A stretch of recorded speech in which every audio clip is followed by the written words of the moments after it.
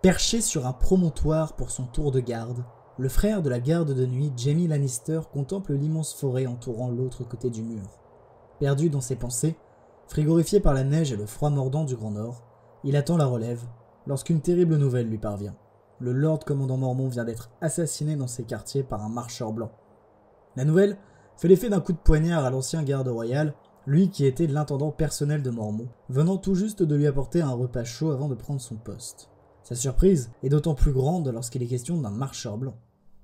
Au sud, le nouveau roi Rhaegar Targaryen maintient autant que possible son pouvoir avec l'aide de sa main Ned Stark depuis le début de son règne après la révolte de Robert. Les problèmes s'étaient accumulés. Tout d'abord, la tension diplomatique avec la maison Martell, suite à la nouvelle du changement d'épouse de Rhaegar, et surtout de la mort de la princesse Elia et de ses enfants, brutalement assassinés par la montagne.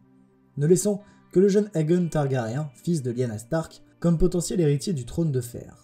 Ensuite, l'attitude revancharde des seigneurs des terres de l'orage, désormais dirigés par Renly Baratheon. Ces contrées ont du mal à accepter la défaite de Robert et son décès. La moindre étincelle pourrait les pousser à nouveau à la révolte. De plus, le prince doit également composer avec son jeune frère Viserys, qui devient de plus en plus prétentieux et détestable, et de sa petite sœur Daenerys, qui pour sa part se montre plus réservée bien que parfois capricieuse. Enfin, à Winterfell, Benjen Stark, régent du Nord en l'absence de son frère Eddard, se voit dans l'obligation d'épouser une Humber afin d'assurer la stabilité de cette région. Nombreux sont les seigneurs du Nord qui ont également mal dirigé la défaite et le changement de camp de leur seigneur liege. D'autant que les rapports du mur viennent d'arriver.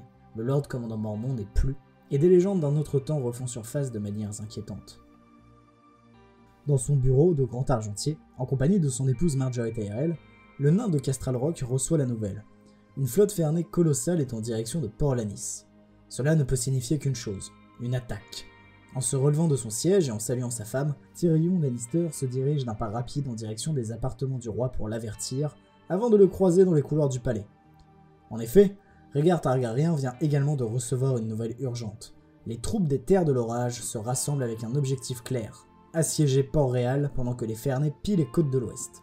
Le nain de Castral Rock accompagne alors son souverain en salle du conseil restreint, où se trouve la main du roi Eddard Stark, le maître de la guerre Randyll Tarly, le maître des chuchoteurs Varys, ainsi que les maîtres des lois et des navires, Oberyn Martell et Viserys Targaryen. Tyrion échange d'ailleurs un salut amical avec le Dornien. Une de ses meilleures idées, pensait-il. Proposer au second prince de Dorne un siège au conseil et une alliance par mariage pour apaiser la fureur des Martell, c'était un plan idéal. Ainsi, Daenerys avait été promise à Tristan Martell, sur conseil de Tyrion, qui depuis sa prise de fonction en tant que grand argentier, jouait parfois les mains du roi par intérim. Tous prennent place et commencent à débattre de la marche à suivre, concernant cette attaque audacieuse des pillards des îles de Fer et la révolte des terres de l'orage. D'après Varys, le lord Renly, encore jeune, aurait été mis sous tutelle par un conseil de vassaux revanchards.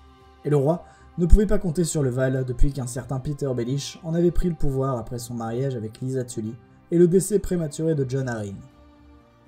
Pour Tyrion, bien plus habile dans les jeux de pouvoir que l'honorable Eddard Stark ou le sage Rhaegar Targaryen, il ne faisait aucun doute que cette fouine ambitieuse de Baelish était à l'origine du soulèvement Baratheon.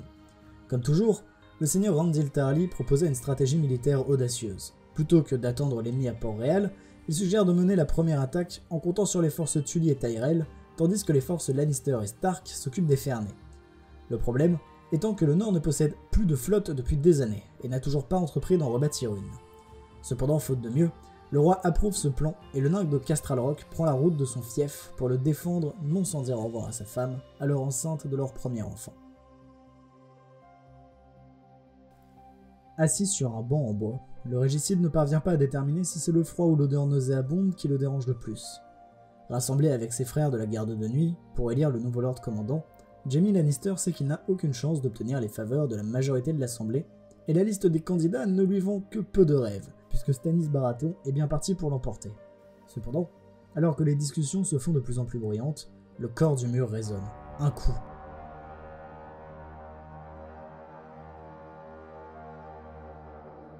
Puis deux. Soudainement, c'est la panique. Un patrouilleur arrive en sueur dans la salle, hurlant que les sauvageons ont lancé un assaut massif sur le mur. La panique s'empare des troupes, et c'est Brynden Tully qui vient frapper de son poing sur la table en bois pour appeler au calme. Coordonnant les troupes du mur aux côtés de Stannis, Jaime est envoyé défendre la grande porte de Château Noir. Les sauvageons mènent un assaut après avoir escaladé le mur. C'est la panique. Stannis est chargé de la défense du mur, tandis que Brandon prend les frères jurés restants à ses côtés pour défendre le tunnel menant de l'autre côté. Récupérant son épée ainsi que son armure et sa fourrure noire, le régicide sort à toute vitesse de la salle commune avant de voir les flèches enflammées partir des postes de guet en direction des sauvageons. L'attaque est redoutable, et déjà plusieurs de ses guerriers d'au-delà du mur jaillissent en escaladant les remparts. Jaime ne réfléchit pas et s'élance au combat du chef des Tentes, croisant le fer avec ce dernier dans un échange de coups brutaux. Le régicide se prend un violent coup de hache dans son plastron, le stoppant dans son élan. Il serre les dents avant de sentir un couteau lui déchirer la peau du visage brièvement, manquant de lui transpercer un œil. Il se débarrasse de son adversaire en lui assénant un coup de pied dans le ventre avant de lui trancher la tête avec son épée. Autour de lui, c'est un chaos total. Les forces des sauvageons massacrent les frères de la garde. Le régicide se retrouve à nouveau en duel avec un énorme guerrier roux, se battant à 2 haches. Le duel est éprouvant. Jaime est plus rapide et meilleur duelliste, mais son opposant est plus féroce et rageur. Le régicide parvient à trancher une des mains de son adversaire avant de lui enfoncer sa dague entre les 2 yeux, se retrouvant couvert de sang. Il n'a guère le temps de reprendre son souffle lorsque l'assaut se poursuit. Il ne peut s'empêcher de se demander comment se déroulent les combats sur les autres points stratégiques du mur. Perché au sommet du mur, Stannis Baratheon coordonne la défense de l'imposante structure de glace. Il ordonne aux archers de faire feu et gère le lâcher de tonneaux. Il n'a jamais rien vu de tel. Des mammouths escortés par des géants traînent des armes de siège improvisées et un bélier. Stannis ordonne à ses archers de cibler avant tout l'arme de siège qui s'avance vers la grande porte du mur. Elle ne doit pas céder, ou le silure ainsi que le mur sont perdus. Malheureusement, malgré ses talents de commandant et sa présence imposante, Stannis n'obtient pas les résultats qu'il souhaiterait. Ses troupes sont composées d'anciens criminels à peine entraînés, et même si certains de ses soldats les plus loyaux l'ont suivi jusqu'au bout, au mur, cela ne constitue pas une armée. Néanmoins, le cerf est têtu. Il a juré de défendre le mur, alors il tiendra jusqu'à son dernier souffle. Il fait lâcher la faucille monstrueuse enfermée sous la glace, lorsque les sauvageons escaladent trop vite la paroi gelée, tout en continuant de gérer les archers et le lâcher des tonneaux. Plusieurs fracas se font entendre, et l'huile que contient les tonneaux se répand et s'enflamme. Quelques géants tombent sous les flèches enflammées, mais le bélier ennemi est à la porte. Habitué des sièges, Stannis ordonne le lâcher de tout ce qu'il peut directement sur la position des géants. On balance tonneaux, cailloux et autres projectiles, au risque de condamner le tunnel menant à l'extérieur du mur. Mais trop tard, un bruit sourd résonne, la porte a cédé, et des sauvageons se jettent désormais vers l'ouverture. Il n'y a plus qu'à espérer que Brandon Tully tienne sa ligne. De l'autre côté, à Château Noir, l'assaut des sauvageons est repoussé à un coup en vie humaine colossal. Sans hésiter, Stannis ordonne à l'un de ses plus loyaux soldats de fuir pour prévenir les Stark de Winterfell de la situation au mur. Les membres de la garde de nuit ont besoin d'aide de toute urgence ou le mur ne tiendra pas. Le jeune soldat opine et fonce en direction de l'ascenseur menant à Château Noir. De son côté, Stannis observe en contrebas du mur avant de se baisser de justesse lorsqu'une énorme flèche transperce son poste d'observation. Pendant un moment, le Baratheon cherche une baliste des yeux, stupéfait, avant de réaliser qu'il s'agit d'un de ces géants armés d'un arc. Il va falloir tenir jusqu'à l'arrivée des troupes Stark ou jusqu'à la mort. C'est le 3e sauvageon qu'il vient de tuer. Pourtant, Brandon Tully tient encore debout, son épée en main. Le géant adverse a réussi à créer une brèche dans la herse métallique, permettant à une dizaine d'ennemis du nord de traverser. Cependant, le titanesque adversaire n'a pas encore réussi à briser le gros de la grille. Devant cette situation, le silure continue de défendre sa position, avant d'entendre un bruit sourd. La lourde grille métallique est en train de céder sous les assauts du géant. Sans hésitation, il ordonne aux autres membres de la garde de nuit de tenir leur position. 2 archers criblent le colosse du nord de flèches, alors que Brandon et quelques courageux de sa garde font face au géant. Épée contre massue, bouclier contre frappe rageuse et dévastatrice. Les corbeaux tombent les uns après les autres, et bientôt le silure est propulsé en arrière d'un coup de massue colossal, en crachant une gerbe de sang.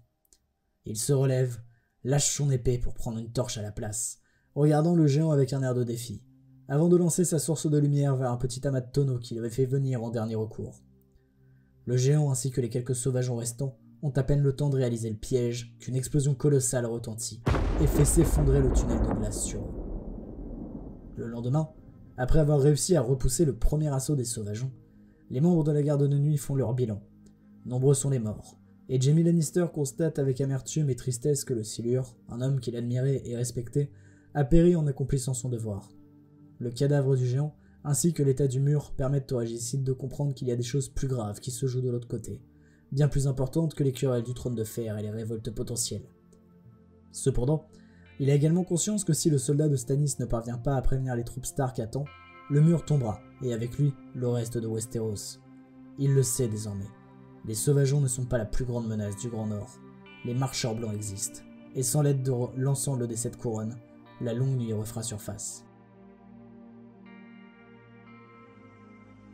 À Winterfell, un cavalier se présente en urgence au seigneur Benjen Stark, qui apprend la nouvelle.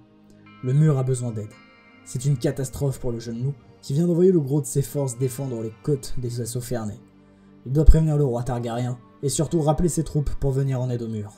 Avec les sauvageons au Grand Nord et les Greyjoy sur les côtes, la situation n'a jamais été aussi désespérée, et Benjen Stark sait qu'il ne peut compter sur aucune aide. Les Tully ont été mobilisés pour faire face aux forces des terres de l'orage, et le Val reste muet à tout appel aux armes de la couronne.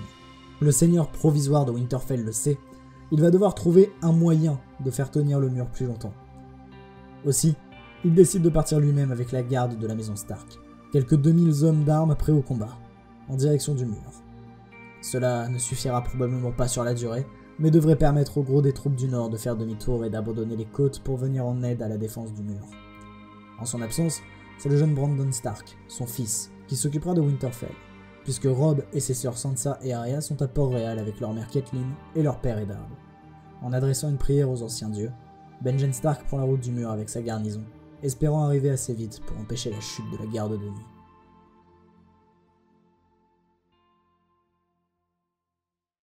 Cette vidéo est à présent terminée. Si vous l'avez appréciée, vous pouvez la liker, la partager et la commenter. Cela m'aide grandement dans mon travail. Si vous avez d'autres idées de vidéos alternatives, n'hésitez pas à la laisser dans les commentaires. Sur ce, je vous dis à bientôt pour de nouvelles histoires.